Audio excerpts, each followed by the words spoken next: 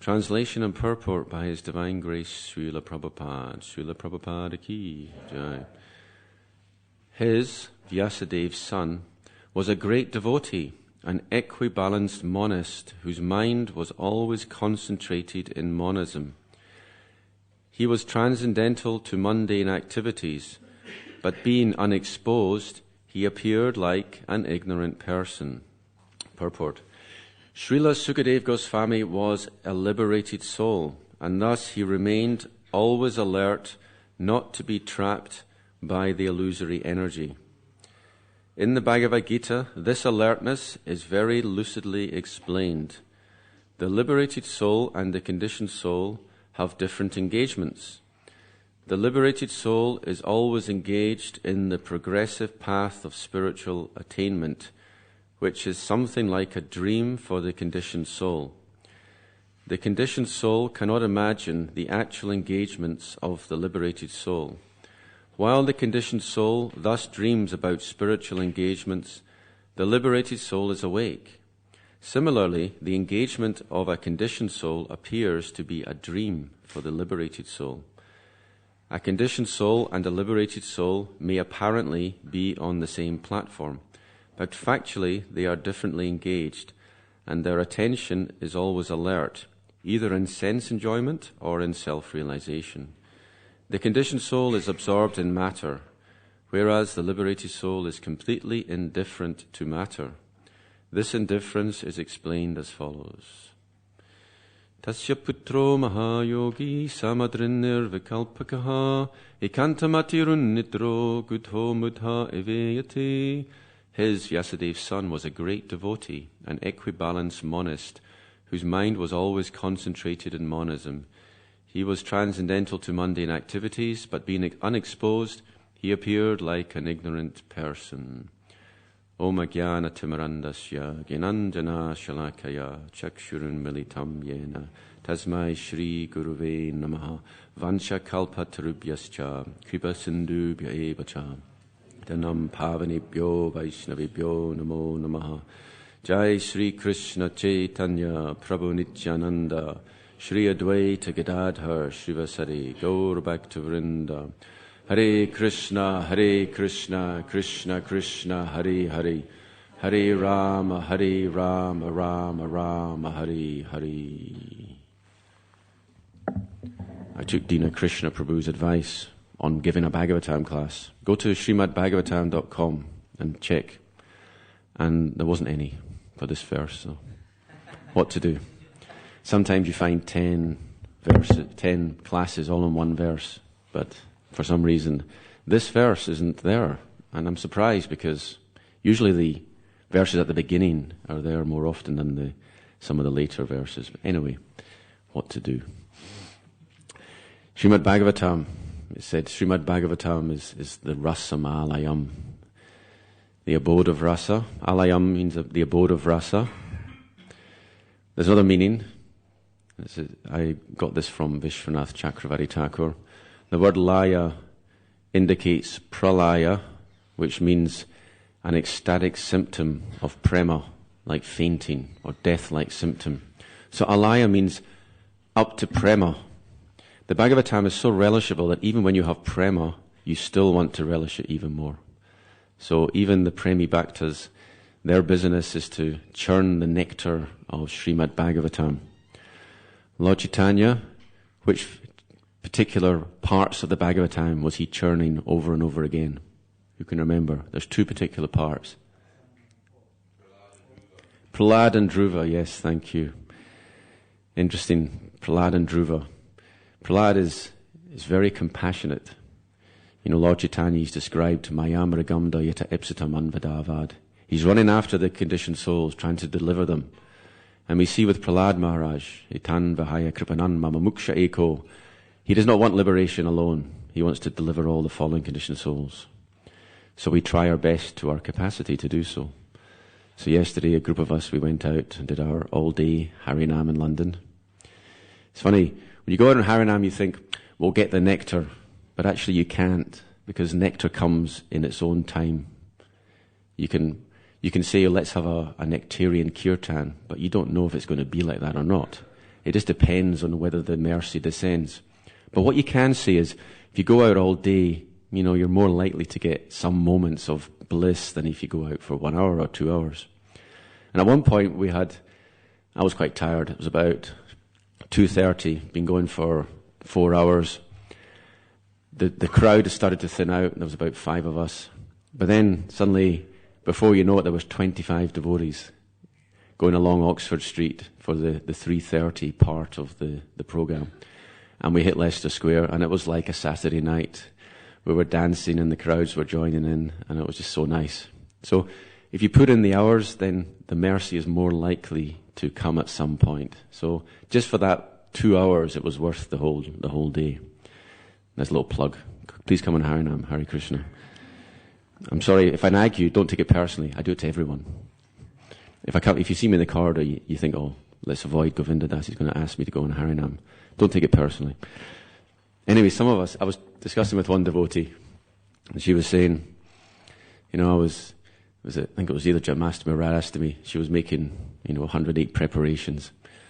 And she was thinking, it's nice to do this, to spend 8 hours making lots of cakes. But she was thinking, I'd rather be out on Harinam doing 8 hours.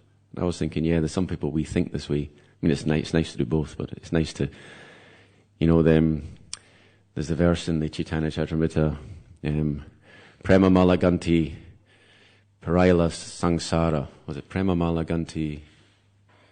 No, Nama Prema Malaganti Parayala Sangsara.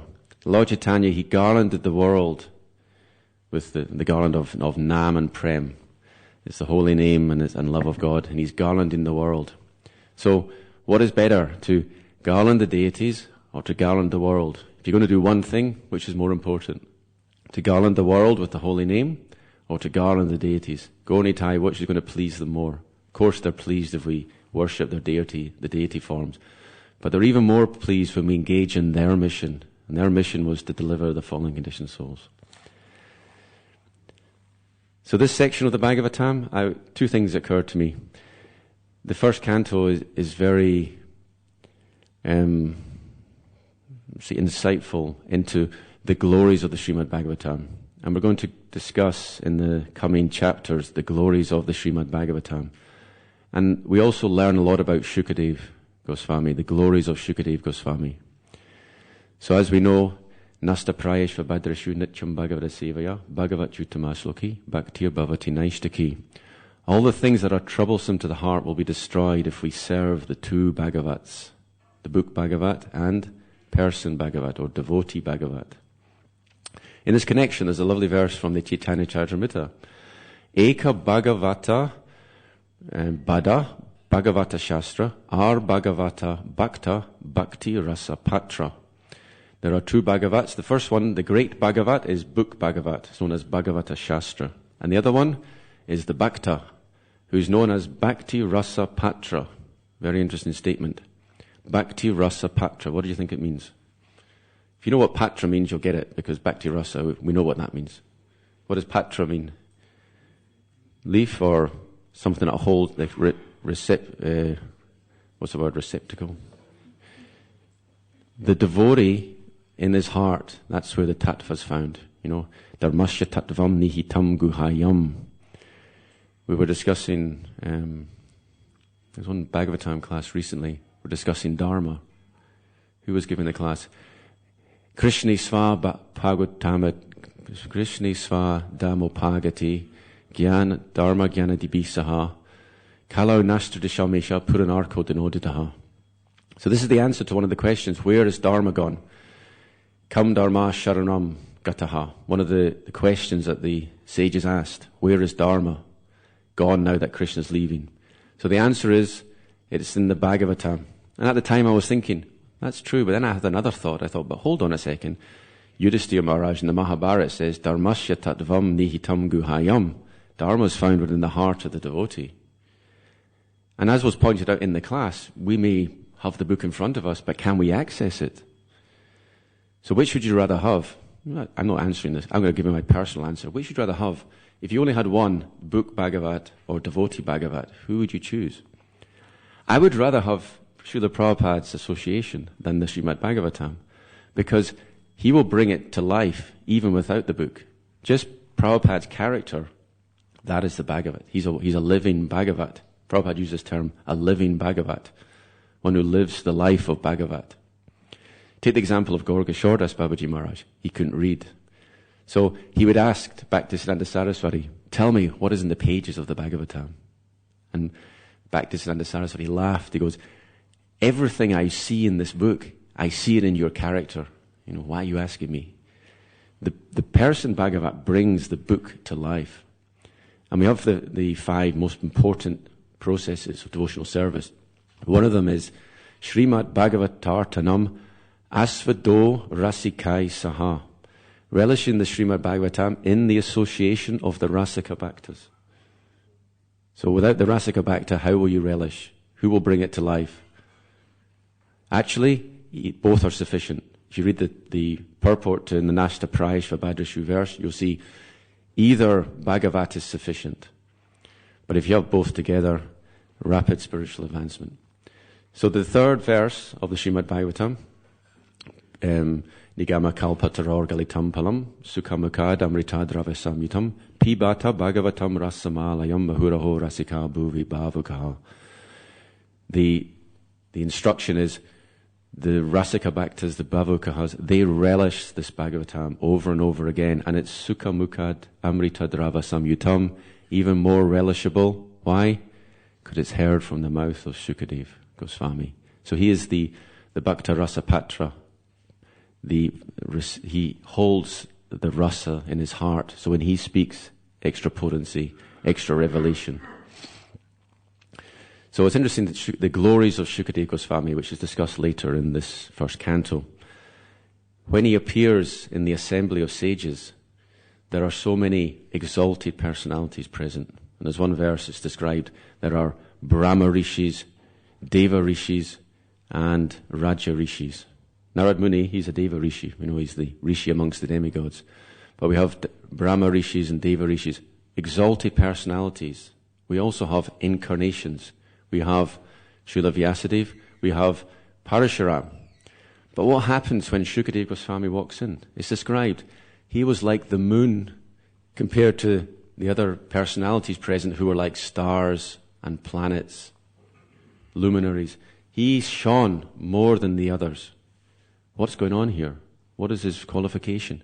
Prabhupada explains, he's not a Deva Rishi, he's not a Brahma Rishi, and he's not a Raja Rishi. What is his qualification? Why is he the moon amongst the stars? Prabhupada explains because he's the devotee. Of course, they're all devotees, but he is particularly the devotee. So in Adi Purana, Yemi Bhakta Janaparta Nami Bhaktas Chache Janaha Mad Bhaktanam Chaye Bhaktas Temi Bhakta Tamamataha.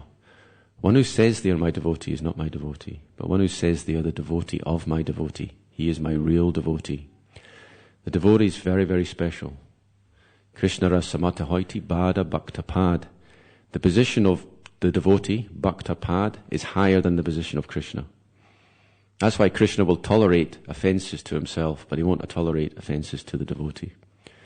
So Shukadev Goswami, he's like the moon amongst the stars. Now here's an interesting point about etiquette. What happens when he enters? First of all, he's beautiful. His personality is beautiful, his structure is beautiful.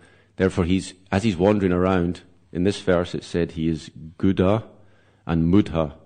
He's like Jad Bharat. He appears simple. And Guda, inexperienced.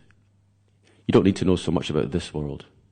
Some personalities are so advanced, they deliberately keep away from knowledge of this world. They just live in this world like ignorant people because they don't want to be hurt by Maya. So it says in the Katyayana Samhita, which is quoted in Bhakti Rasamrita Sindhu and also in Chaitanya Charitamrita, better to be in a cage surrounded by fire than to associate with non-devotees. There's a test for you. Which would you prefer? If you'd rather just, well, it's not that bad, then maybe you're not, as the saying goes, fools rush in where angels fear to tread. We should be very careful about our association. Asat Sangha Tyagi Vaishnavachar. We should avoid Asat Sangha. And I was describing I lost my track. Where was I now? I was describing the cage and the fire, but before that I was mentioning something. Anyone remember? Etiquette, thank you, yes. So when he entered, I was mentioning how he's so attractive. So he was surrounded by women and children that were just very attracted to his personality and to his form. But then a certain sense of gravity came over the assembly. These sages there, and the women, they went to the back. Sukadeva's family. Then there was this greeting going on. There was offering of obeisances mutually, shaking of hands, embracing. But it's described that certain persons didn't stand up. Narad Muni, Srila Vyasadeva. Why would they not stand up? It's the Guru and the Param Guru. So there's this etiquette going on. But at the same time, Shukadev, he's still the moon. And they're the stars. There's a certain Shakti coming through him. But that doesn't nullify the etiquette. So, the purport describing a verse from Bhagavad Gita, the verse about what is night, for the conditioned soul is day for the introspective sage, and vice versa. So it's interesting, as devotees, we may come to Krishna consciousness with the idea that we're going to be meditative people. And then we find ourselves running around like mad, like probably working harder than we were before we became devotees. What is going on here? But that type of work is different because it's under the guidance of the spiritual master. So Prabhupada discusses a lot this word buddhi yoga. And sometimes it's translated, or sometimes he says it's the same as karma yoga. The second chapter of Bhagavad Gita, it's in different sections. There's a purport where Prabhupada explains that Bhaktivinoda says that the second chapter of Bhagavad Gita is all yogas described as the Bhakti Yoga, the Karma Yoga, and the Jnana Yoga. They're all there in the second chapter. Therefore, I think that's the reason why it's called Contents of the Gita Summarized. Because a lot of editions, they call it Shankhya Yoga. But if you go to maybe verse 40, 39, 40, there's a verse, Esha te behito shankhi buddhi yogam imam shrinu. Krishna says, I've spoken the Shankhya, now I will explain the buddhi yoga. And buddhi yoga, as I mentioned, that's the karma yoga. And of the two, it's more powerful. Karma yoga is like watering the root. Shankhya is like searching for the root. But of the two, the karma yoga is more powerful.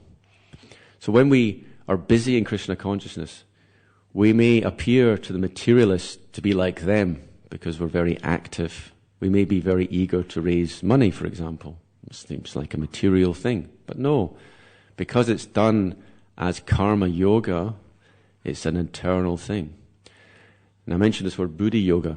So ultimately, the word buddhi yoga, buddhi means intelligence. It means our intelligence is connected to the supersoul. So we get guidance from the supersoul. Acharya checha vapusha svagatim vyanakti.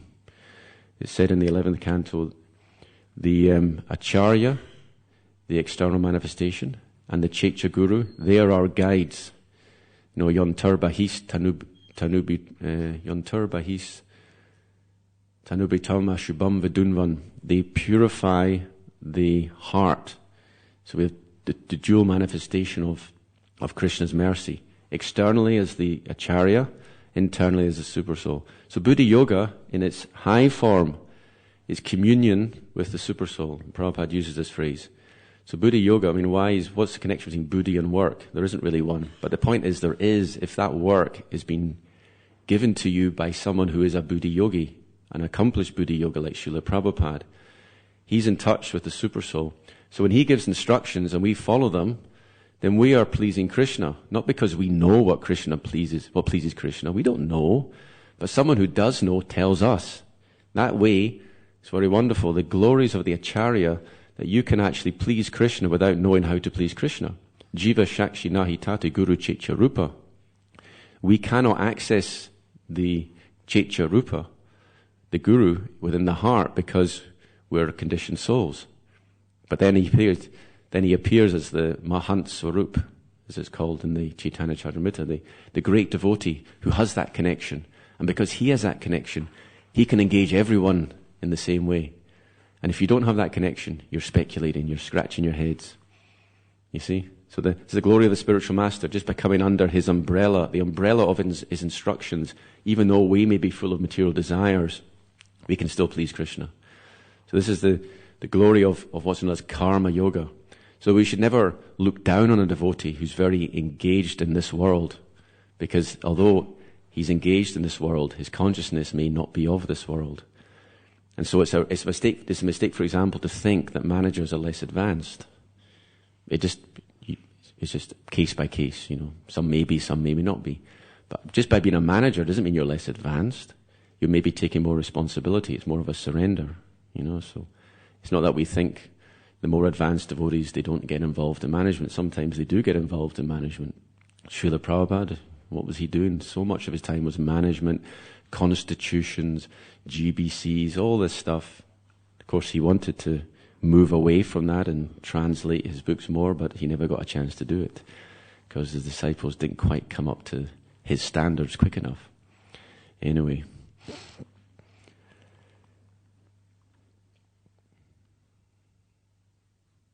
So, it's interesting how Prabhupada explains the two things.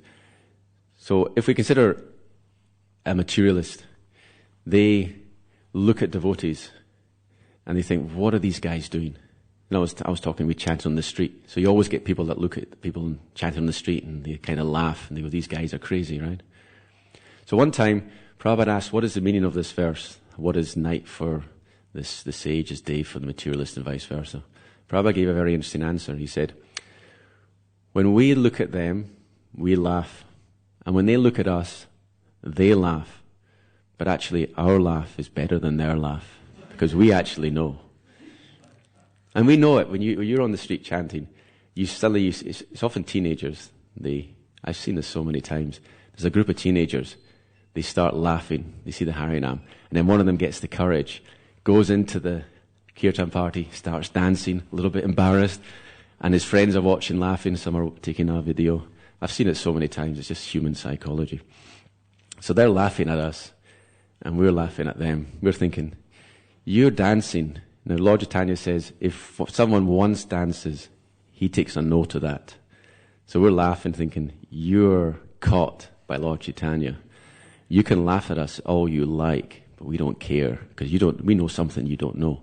But if you want to think we're stupid, we don't mind as long as you keep dancing. Because Namabas, if you deride, even you deride, there's still a benefit there. Ignorance is a virtue in that sense. Of course, if you know and you deride, that's offensive. But if you're just innocent and you deride a devotee, that's Krishna. And you deride Krishna, use the name Krishna, that's not offensive at all. I found this verse interesting because there's a lot of mention of monism. You notice that? There's, let me read. Nirvikalpaha, absolute monist. Ekantamati, fixed in monism or oneness of mind. Now there's so much more to Shukadeva Goswami than monism. Monism is a very high platform. Brahma Bhuta Prasanatma na Shochate na Kankshate. When you're on the absolute platform, you do not lament and you do not hanker. Now I don't know about you, but from the moment I get up in the morning to the moment I go to sleep, I lament and I hanker. And the getting up out of bed is the worst part. I don't want to do it, and then I go into a shower, and I can't get my shower to work properly. It's either too hot or too cold. And that bit in the morning, it drives me nuts. Somehow I get over it. By the time I get to the temple, I'm kind of feeling okay, warmed up. But then all throughout the day, I get these moments where I just can't engage myself spiritually, and I start to think, well, I don't want to do something material, but I shouldn't, but I can. I just have these moments, That's why I like to go out and do 8 hours of Harinam. It really sorts me out. I mean, we need, when the disease is severe, the medicine has to be severe, That's why I do it, Some people think I have a taste for it. Well, it's not actually quite the case. Maybe after a few hours, I maybe get a taste for half an hour or something, but then I'm back to grinding it out, waging war against the material energy. And it does work. I mean, I've done this within these four times we've done all-day Harinams, and they are the 4 best days of 2018 for me. I love them. And hopefully we're going to get bigger, but I don't know what's going to happen. Most endeavors in Krishna consciousness, they start off with good intentions, but they end up fizzling out. I'm under no illusions. If it all goes wrong, then, I don't mind. I mean, to have these 4 days so far, it's been worth the endeavor so far, but let's hope we can continue it further. Anyway, so I was discussing, I was mentioning that the Brahma Buddha platform, the platform of monism, that is very high, but when we're talking about devotional service, then that platform it doesn't carry any weight. One of the characteristics of devotional service is moksha laguta krit. It makes moksha seem indifferent. It's a wonderful, the opulence of the devotee, that the devotee doesn't care even for liberation. Narayana parasarena kutasthana bibhyati svargapavarga narakesh apituya tadarshana. The glories of Chitraketu Maharaj, when Parvati cursed him, and he just smiled, he didn't care, and she was like, wow, what is this personality? And Shiva says, he doesn't care. Heaven and hell, it's all the same, because he's Narayana Parayana. It's wonderful. We'll talk about opulence. Externally, devotees may have nothing. I mean, some devotees are just living off donations. And I know some devotees dedicated to Harinam Sankirtan, they got no money. They're just living off donations. Materially, they're in a very difficult situation. But they have this faith. And that is the opulence of a devotee. They have the Janmaishvarya Shruta Shubir Eda Mada Madambunan Navaharcha Bidatum Vai Tvama Kinchana Gocharam. Queen Kunti, she says, if you have the opulences of this world, like good beauty, high birth, education, wealth, then you can't surrender sincerely to Krishna. It's very difficult. It's like, I was thinking, it's just like if, say you want to move house, but you have all these features in your house that are very attractive. It's hard for you to move house. You can't take them with you. So in the same way, it's hard to go to the spiritual world if there's so much in this material world that you're attached to. It's about leaving. Do you want to leave? No, we say we're struggling so hard to become Krishna conscious. Well, do you want to leave? What's stopping you? Give it all up now. Just surrender to Krishna. What's stopping you? There's nothing stopping us. It's our desires that are stopping us. The gopis, they're saying, our desires are like thieves, and they steal away our real wealth.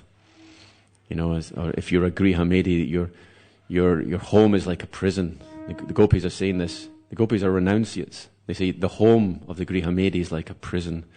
Their desires are like thieves stealing away their real wealth. If we simply give up our desires, and Prahlad Maharaj, when Lord Nrsingadev was asking, take whatever you like, any benediction you like. Shri Shri Radha Gokulananda Ki Jai.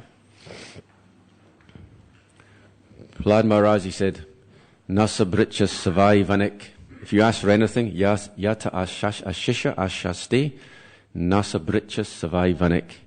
If one asks for anything from you, my Lord, they're not a servant, they're a merchant. We don't have a merchant relationship with Krishna. We don't go to Krishna for some material thing. We have to be pure bricha, means we want nothing. He did ask for something. What did he ask for? Well, yes, one thing. Tasmat pita napu yeta. Please liberate my father. He asked for something for himself as well. Yes, it was. I'm trying to remember how it goes. Tasmat Ridi asamroha. No more awakening of no more sprouting of material desire in the heart. That's what he asked for. He asked for one thing. Yeah, I just don't want any more material desires. Don't give me any kingdoms, don't give me any wealth. I just simply do not want any more material desires because they are obstacles. Of course, he's on the platform of prema, but it's the symptom of prema that one who has prema thinks, I have no prema. Premara swabhava jahan premara sambandha se mani krishni mora nahi prema ganda. It is the symptom of prema that when you have it, you think, I have no prema. I have simply nothing. So we're discussing the monism, how it's no big deal. In fact, in this verse, the real wealth is the word Mahayogi, because yogi means to link with Krishna. So he's a Mahayogi, which is a great devotee. As I mentioned, the greatness of Sukadev's devotion is described later on. He's the moon amongst the stars. So he's a Mahayogi. And because the word yoga, we know it means, the yuj dhatu means to link. So you can't do yoga unless there's two. You have to link to Krishna. And in the Bhagavad Gita, it said, Sanyasastu maha baho dukhamaptu mayogataha yoga yukto manir brahma nachirena digachati. Sannyas without yoga is very, very difficult. But then if you are the yoga yukta muni, the sage who's engaged in Krishna consciousness, then nachirena digachati, you will very quickly attain Krishna. So it's that connection. So Mahayogi, that is the real wealth that we're discussing here about Shukadeva Goswami. Not that he is samadrik. I mean, you have you see the picture. If you're samadrik on the on the platform of pure devotional service, that's a different thing. We all seen the picture of the elephant, the cow, the dog, the sage, his little effulgence coming from Vishnu or the Super Soul, and little, is it 2 inches in each heart? Even the insect has little forearm form. If you see that way, then you're samadrik. But even then, you could be Paramatma realized, but not Bhagavan realized. So what is the nature of the Uttamadikari? Sarva bhuteshu ya pashed bhagavat bhavam atmanaha bhutani bhagavat chatman esha bhagavatotamaha. The topmost devotee sees Krishna within all beings and all beings within Krishna simultaneously. It's inconceivable. And then Ishtadeva Spurti, within the heart, the actual form of Krishna that you love. And that can be any form. One time Prabhupada says, if you like, Grihastas, they can have a deity of Lord Varaha. You can worship Lord Varaha. And if you do that, then Lord Varaha will be in your heart. And there's so many forms. Avatara Yashankya Harer Sattva Nidadvija. In the first canto it says the avatars are unlimited, and they're in this what's known as the ocean of sattva, pure spiritual sattva. It's not sattva gun, pure spiritual sattva. From this Shuddha sattva, yes. And within this ocean there are an eternal number of eternal forms of the Lord. We only hear a few of them. We hear the prominent ones, but there are unlimited. And Yajadiya tauragaya vibhavayanti tatad vapuh pranayase sadanugrahaya. By the mercy of the Lord, whatever form you meditate upon, He will appear in that form. Why? Because He's seated in our hearts. Tam bhakti yoga paribhavata hrid saroja ase shrutekshata bato nanunata pumsham. And that revelation is through shruta ikshata pat. What does that mean? Shruta means the ear, ikshata, seeing, and pat, the process. It's the process of seeing through the ear. How do you recognize a sadhu? You hear. If he doesn't speak, you're not going to know. Maybe you will. Maybe he's effulgent. Maybe you need sunglasses to look at him. But generally, the sadhu is you hear. It's shruta, ikshata, pat. You see through hearing. That's why Srimad Bhagavatam is so important, because we hear, and by hearing, then we get realization. So back to Sananda Saraswati, he would sometimes comment, what is the good of your eye darshan? So what's better, eye darshan or ear darshan? Of course, ear darshan's better. And we will see, sometimes we have Bhagavatam class here, and someone comes in, and you can tell they're not listening. They're just seeing the deity, and they go up, and they worship the deity, and they go out. And they haven't even registered that there's all these devotees here listening to Bhagavat Katha. And they don't understand that the actual revelation is through the ear. You want to Vaishnavera Kriya Mudra Vigeha Nabujaya.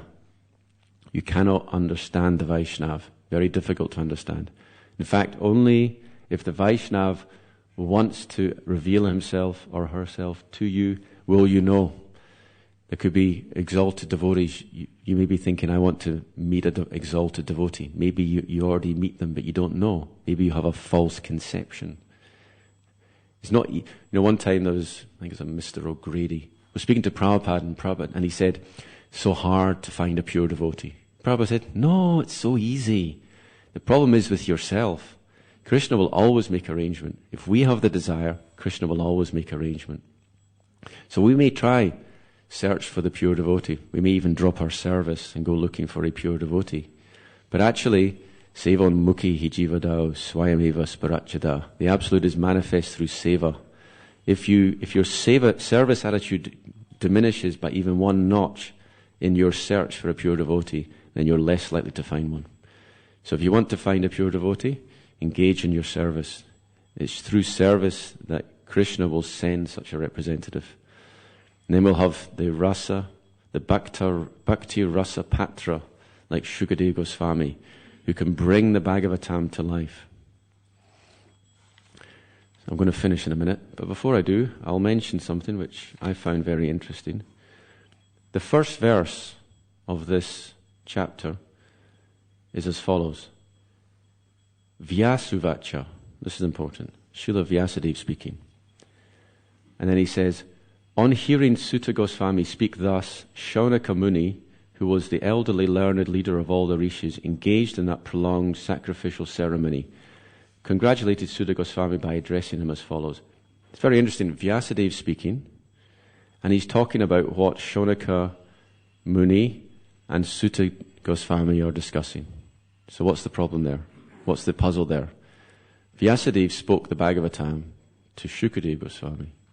Shukadeva spoke it to Parikshit. Then Sutta, who was in the audience, spoke it to the sages at Naimisharanya. So how then is Vyasadeva speaking this verse? It's an interesting one. Now, there's different ways to look at this. If you go to the Tattva Sandarbha of Gopi Pranadhana, his translation, he discusses very much his mood is Bhagavatam. We know it's Shruti. Jiva Goswami establishes it's not Smriti, it's Shruti. We also know that Shruti is eternal. So he says that every verse, all 18,000 verses, are all eternal. So when it's spoken, even the future verses are spoken. Now there's a purport in the second canto. And in that purport, Prabhupada explains all 18,000 verses, beginning with Janma Jasya Yataha, up until the very end, were spoken by Vyasadeva to Shukadeva Goswami. And in the same purport, he says, all these verses were spoken by Shukadeva to Parikshit Maharaj. So we have something here where now Shukadeva and Parikshit Maharaj, their conversation comes in Canto 2. This is all the sages at Naimisharanya and Sutta speaking. It's yet to happen. But according to this purport, all 18,000 verses were spoken by all of them. So if we take that literally, and I don't see any reason why not to, then it means Vyasadeva was sitting there speaking to Shukadeva Goswami, talking about the sages of Naimisharanya, which is coming later on. Now, is there another way to look at this? I can't give you the ultimate conclusion, but I know one time, about 20 years ago, God, I'm getting old, in Mayapur, Gopi Pranadhana was giving class, and then he quoted a verse from Bhagavad Gita. He said, Vedanta krit Veda vid eva chaham. I am the compiler of the Vedanta and the knower of the Vedas. And he said at that point, he said, there's a difference between Krit and Vit. Krit means the Vedanta Sutra was the composition of Vyas. But Veda Vit, he didn't compile the Vedas. He saw it. He went into trance and he received the Vedas, including the Srimad Bhagavatam. So I put my hand up at the end and I said, if what you said is true, judging from previous things you've said, it sounds to me like you're saying that the natural commentation of the Vedanta Sutra, namely the Srimad Bhagavatam, existed before the Vedanta Sutra. He said, yes. So absurd. We have this notion that he compiled the Vedanta Sutra and then he thought of Narad Muni, as we'll find out in these chapters. Narad Muni criticized him. Naishkarmyam apyachuta bhava vajitam na shobhati jnanamalam niranjana. You have insufficiently glorified the Supreme. Your literature is not Krishna conscious enough. Do something about it. Hence, the solution was Srimad Bhagavatam. But according to Gopi Pranadhana, if I've understood correctly, he's saying no. Bhagavatam already exists. It was there. We just didn't see it. He brought it into the public domain because he went into samadhi and then he received all these verses, and then the Bhagavatam is not his work. He's just like the scribe. He's receiving it through the transcendental system. Whereas Vedanta Sutra was his work. I'll leave you on that puzzle. Hare Krishna. Grantaraj Srimad Bhagavatam Ki Jai. So we've got a few minutes if anyone wants to question.